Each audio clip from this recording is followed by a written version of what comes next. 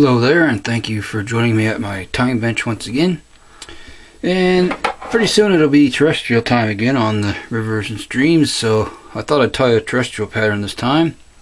And it's just a very simplistic beetle pattern, about the easiest beetle pattern you might come across, and I've had luck with it, so I figured you all might like to see this one tied.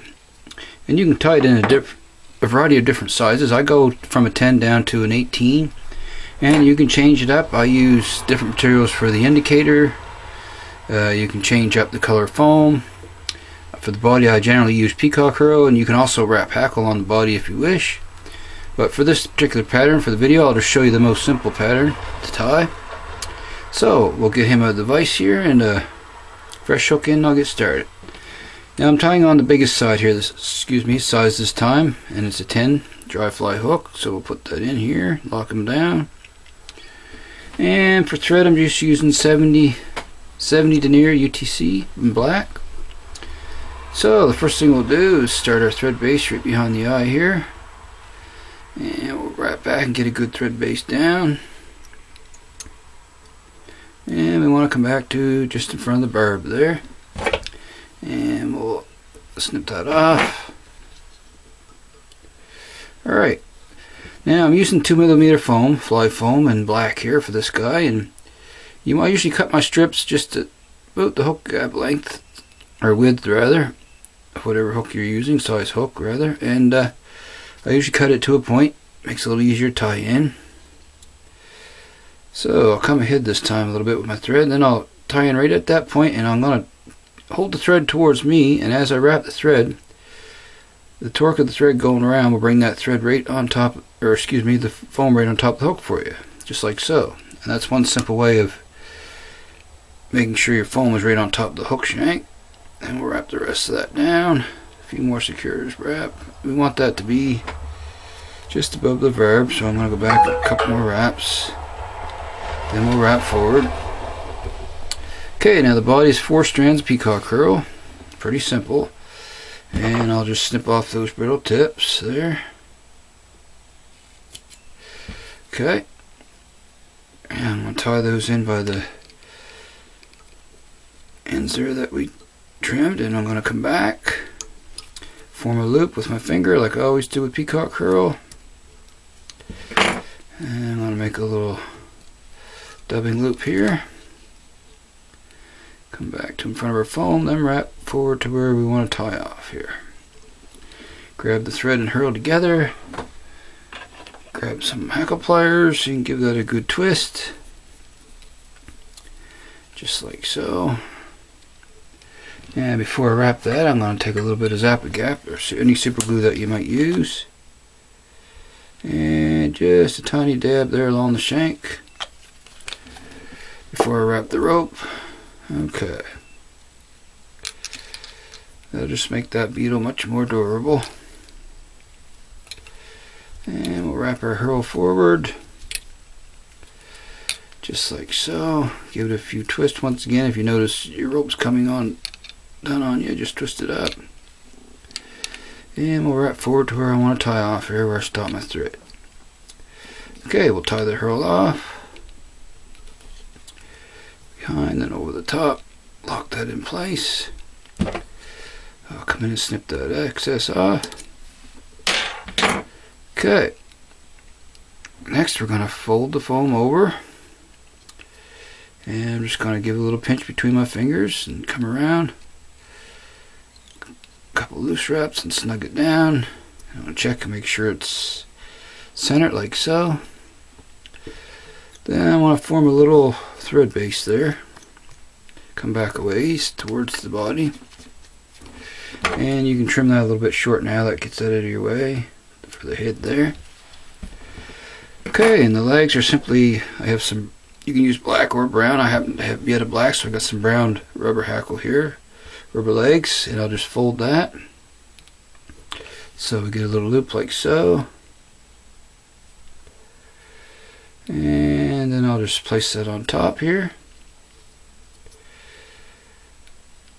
with a couple wraps, 2 or 3 wraps. Then I'll trim that in the center of that loop, I'll cut it and pull one set of legs down to one side where you want them, and simply do the same on the other side. Just want those down there a little bit more, a little bit too much. Alright, bring these ones up a little, there we go. Just want to make sure I got my legs oriented where I want them. Okay, then we're going to wrap back a ways again here. Alright, a few more wraps back. Alrighty, there we go. Now I'm just going to trim those front legs. And I'll go back and trim the other ones just past the body. May have to trim a little more later once we're done here. Okay. Adjust my legs a little bit more. Alright, that's pretty good right there. I don't want to fuss with it too much more. Alrighty. Now I'm just going to take, for the indicator, I have a piece of bright yellow 2mm fly foam, and we're just going to go right on top here and tie in a little indicator. Makes it much easier to see on the surface. Place that in the center there. Get 3 or 4 snug wraps on him. Pull down nice and tight. Then we're going to pull everything back. Jump my thread in front. Just like so here. Then I'll grab my whip finisher.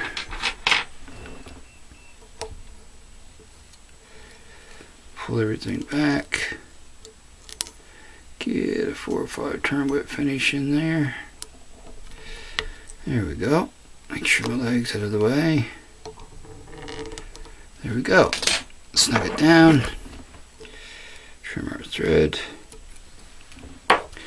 Now what I'm going to do is take that, pull up on that indicator and trim it flush. So there's what you have on top for the indicator. And I'm going to cut off, round off them corners on the head of the beetle.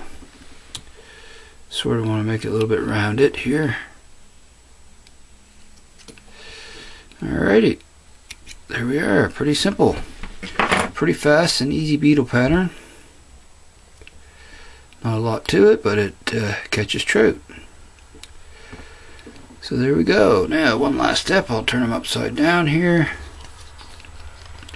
and put the tiniest drop of super glue on those thread wraps, just a tiny dab, just like so. And there we have it, folks. Another size 10 foam beetle. Very simple beetle pattern, and it catches fish. So I thought you might like to see that one tied up.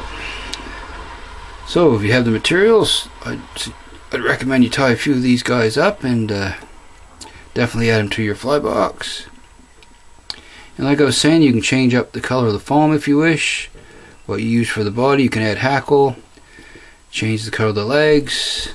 It's a pattern that can be very versatile. You can experiment with it as well.